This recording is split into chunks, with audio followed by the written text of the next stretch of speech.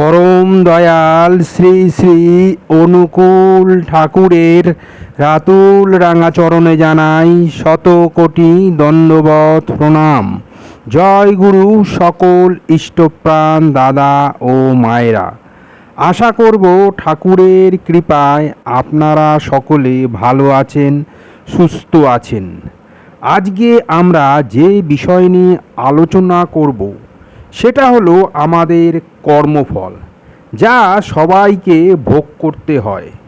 পুত্ররূপে, কন্যারূপে, নাতিরূপে, নাতনিরূপে বা জামাই রূপে, মা বাবা রূপে আমাদের সংসারে কারা আসেন, যাদের সাথে আমাদের পূর্বকর্মের সম্পর্ক থাকে। এক গ্রামে এক কৃষক বাস করত, যার এই সংসারে কেউ ছিল না। মা না, বাবা না, স্ত্রী না, পুত্র না, কেউ না। কিন্তু তার বিষয় সম্পত্তি ছিল প্রচুর। জমি জায়গা, বাগান, পুকুর, অনেক কিছুই ছিল। সেখান থেকে তার প্রচুর আয় হতো। তা সে ব্যাংকে জমা করে রাখত। সেই গ্রামে এক ব্যবসায়ী ছিল, যে ব্যবসা নিপুণভাবে জানত। কিন্তু ব্যবসা বৃদ্ধির জন্য তার কাছে অর্থ ছিল না। সেই ব্যবসায়ী একদিন সেই কৃষককে এসে বলে, ভাই, তোমার তো প্রচুর বিষয় সম্পত্তি, কিন্তু সেখান থেকে তোমার ভালো উপার্জন হচ্ছে না।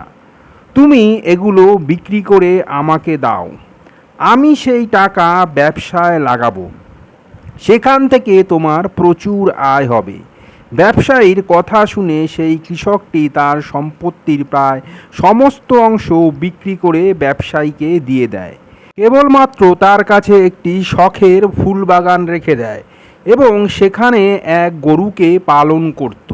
এদিকে ব্যবসায়ী কৃষকের কাছ থেকে টাকা পেয়ে তা সে ব্যবসায় লাগিয়ে দেয় এবং সে ব্যবসা জানত খুবই ভালো। তাই দিনের পর দিন ব্যবসা উন্নতি করতে থাকে। দিনের পর দিন ব্যবসা উন্নতি লাভ করতে থাকে এবং ব্যবসায়ীর মনে তখন পাপ জন্মাতে শুরু করে। সে মনে মনে ভাবতে থাকে যে লাভ্যাংশের অর্ধেক অংশ আমি কৃষককে দেব না। কিছু দিনের মধ্যেই কৃষকটি বুঝতে পারে যে ব্যবসায়ী তার সাথে প্রতারণা করেছে। এই নিয়ে ব্যবসায়ীর সাথে কৃষকের একদিন কথা কাটাকাটি হয়। কৃষকটি তখন বাড়ি ফিরছিল। সে বাড়ি গিয়ে দেখে তার সেই পালন করা গরুটি তার শখের ফুল বাগানে ঢুকে সমস্ত কিছু নষ্ট করে দিচ্ছে। রাগের মাথায় সে গরুটিকে এক লাঠি নিয়ে মারতে যায় এবং গরুটিও এসে তাকে এমনভাবে আঘাত করে যে সেই আঘাতে কৃষক মারা যায় এবং কিছু দিনের মধ্যেই গরুটিও মারা যায়। এই খবর যখন ব্যবসায়ীর কাছে এসে পৌঁছায়, ব্যবসায়ী তখন খুব খুশি হয়, কারণ সে জানত যে কৃষকের কোনো উত্তরাধিকারী নেই, সুতরাং আর কেউ ব্যবসায়ের লভ্যাংশ নিতে আসবে না। এদিকে দিনের দিন ব্যবসা উন্নতি লাভ করতে থাকে। কিছুদিনের মধ্যেই ব্যবসায়ী পরিবারে এক নাতির জন্ম হয়। ব্যবসায়ী এই খবর শুনে খুব খুশি হয়। সে মনে মনে ভাবতে থাকে যে ভগবান আমার উপর খুব প্রসন্ন। এই দিকে ব্যবসায় উন্নতি লাভ হচ্ছে। তারপর বাড়িতে নাতির জন্ম হলো। ব্যবসায়ী খুব খুশি হলো। এদিকে নাতি বড় হতে থাকে। নাতিকে ব্যবসায়ী স্কুলে ভর্তি করে। নাতি খুব বুদ্ধিমান ছিল। ব্যবসায়ী তাই তাকে ভালো স্কুলে ভর্তি করে এবং তাকে অনেক দূর পর্যন্ত পড়াশোনা করায়। নাতি যখন বড় হয়ে ওঠে তখন সে তাকে অল্প অল্প করে ব্যবসা শেখাতে শুরু করে এবং সে মনে মনে ভাবে যে নাতির পড়াশোনা সম্পূর্ণ হয়ে গেছে, ব্যবসাও ভালো শিখে গেছে, এবার তাহলে এর বিয়ে দিয়ে দিই। এক সুন্দর পাত্রী দেখে ব্যবসায়ী তার নাতির খুব ধুমধাম করে বিয়ে দেয় এবং নাত বউকে ঘরে নিয়ে আসে। কিন্তু বিয়ের কিছুদিনের মধ্যেই নাতি অসুস্থ হয়ে পড়ে। এই খবর শুনে ব্যবসায়ী একটু চিন্তিত হয়ে পড়ে। ব্যবসায়ী তার নাতিকে নিয়ে এক ভালো ডাক্তারকে দেখিয়ে নিয়ে আসে। ডাক্তার ওষুধ দেয়, নাতি ওষুধ খায়, কিন্তু রোগ কিছুতেই সারে না। ব্যবসায়ী তখন আরও চিন্তায় পড়ে যায়। সে আরও বড় ডাক্তারের কাছে নাতিকে নিয়ে যায়। সেও চিকিৎসা করে ভালো ওষুধ দেয়, কিন্তু কিছুতেই রোগ আর সারে না। এদিকে ব্যবসায়ীর চিন্তা বাড়তে থাকে। তখন সে শহরের সবচেয়ে বড় হাসপাতালে নিয়ে রাতেই চিকিৎসা করায়, কিন্তু সেখানেও কোনো ফল লাভ হয় না। সর্বশেষে ডাক্তার জবাব দেয় যে আপনার নাতির এক দুরারোগ্য রোগ হয়েছে, তাকে আর সারানো খুবই অসম্ভব, সে কিছুদিনের মধ্যেই মারা যাবে। এই খবর শুনে ব্যবসায়ী খুব চিন্তিত হয়ে পড়ে এবং সবসময় সে তার নাতির কথা ভাবতে থাকে। তখন একটি ভদ্রলোকের সাথে তার দেখা হয়। সে তাকে বলে, কি ব্যাপার, আপনাকে খুব চিন্তিত মনে হচ্ছে। সে তখন পুরো ঘটনা তাকে শোনায়। লোকটি ঘটনাটি শোনার পর বলে, এটা কোনো ব্যাপারই নয়, আমাদের পাড়াতে এক হাকিম ডাক্তার আছেন, আপনি তাকে দেখান, তার ওষুধে মৃত মানুষও সুস্থ হয়ে ওঠে। লোকটির কথা শুনে ব্যবসায়ী তার নাতিকে নিয়ে হাকিমের কাছে যায়। হাকিম মাত্র 50 টাকার ওষুধ দেয়। সেই ওষুধ ব্যবসায়ী বাড়ি গিয়ে তার নাতিকে খাওয়ান, কিন্তু ওষুধ খেয়ে নাতি সঙ্গে সঙ্গে মারা যায়। নাতির মৃত্যুতে ব্যবসায়ীর মাথায় বাজ ভেঙে পড়ে। সে বাড়িতে বসে কাঁদতে থাকে। ব্যবসায়ীর সাথে সাথে তার স্ত্রী, আত্মীয় স্বজন সবাই কাঁদতে থাকে। এই খবর যখন গ্রামের লোক শুনতে পায়, তারাও শোকাহত হয়ে পড়ে। কিন্তু সেই সময় গ্রামের পথ দিয়ে এক সাধু পেরিয়ে যাচ্ছিলেন। ব্যবসায়ীকে কাঁদতে দেখে সাধু তখন জিজ্ঞেস করেন, শেঠ, কি হয়েছে তোমার, তুমি কাঁদছো কেন? ব্যবসায়ী কাঁদতে কাঁদতে সাধুকে বলে, মহারাজ, আমার একমাত্র নাতি বংশের প্রদীপ মারা গেছে, এখন আমি কি করি, আপনিই বলুন। সাধু বলেন, নাতি মরেছে তো তাতে কি হয়েছে, তাতে কান্নার কি আছে? ব্যবসায়ী অবাক হয়ে বলেন, মহারাজ, আমার একমাত্র নাতি, বুড়ো বয়সের ভরসা, যাকে লিখিয়ে পড়িয়ে এত খরচ করে মানুষ করলাম, সে যদি যুবক অবস্থায় মারা যায় তাহলে এর চেয়ে বড় দুঃখের বিষয় আর কি হতে পারে? সাধু তখন হাসতে হাসতে বলেন, ব্যবসায়ী, সেদিন তুমি খুব খুশি হয়েছিলে। ব্যবসায়ী তখন বলে, মহারাজ, কোন দিন? যেদিন কৃষক মারা গিয়েছিল, যার অর্থে তোমার ব্যবসার আজ এত বাড়বাড়ন্ত। ব্যবসায়ী অবাক হয়ে বলে, হ্যাঁ মহারাজ, সেদিন খুব খুশি হয়েছিলাম।